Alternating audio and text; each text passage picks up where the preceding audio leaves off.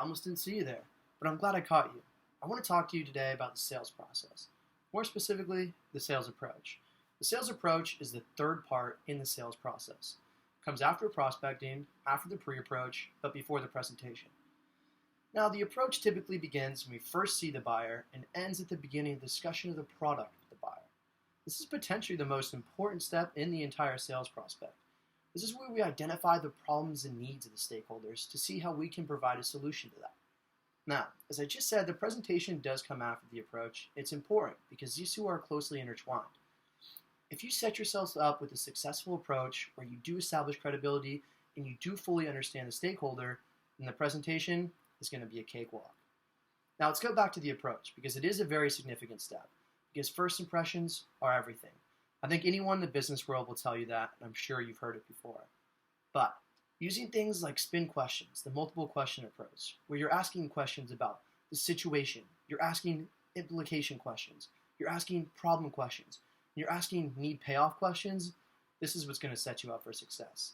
This step can make or break an entire sale. It's essential to establish a good relationship with the stakeholder. Now, just to discuss a little bit the goals of the stakeholder, as well as our goals as a salesperson. For the stakeholder, it's pretty straightforward. The stakeholder set up the meeting to see what value we can bring to them. What can we help them solve? Vice versa, from the salesperson's perspective, it's important to think about what are the needs, what are the wants, what are the problems that this stakeholder has, and how can we provide them with a solution? How can we bring value to their company? Now, this process can vary in how long it takes, but typically in business-to-business transaction, there are many different stakeholders involved, which means a lot of different decision makers. So it can take multiple meetings to make sure you're talking to the right stakeholder and getting the right ideas through. And I encourage you not to rush this process either, because like I said, this is very important. This is where you're building a relationship with the stakeholder, hopefully a long-lasting one as well.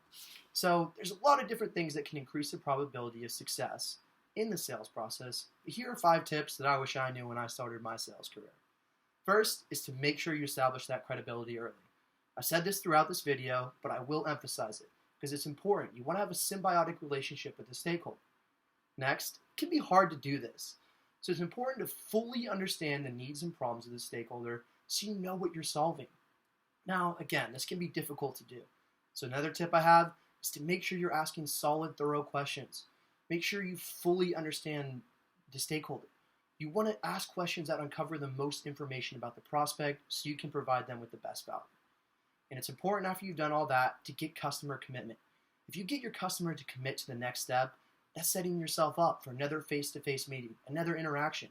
You're setting yourself up for success by doing that. And at the end, it's very important that you think about the whole sales process. While the approach is very important, it's important to think about the whole sales process. If you have a great approach but a bad presentation, it's going to be tough to move forward from that. So, I ask that you follow all these steps and help you become the most successful salesperson you can be.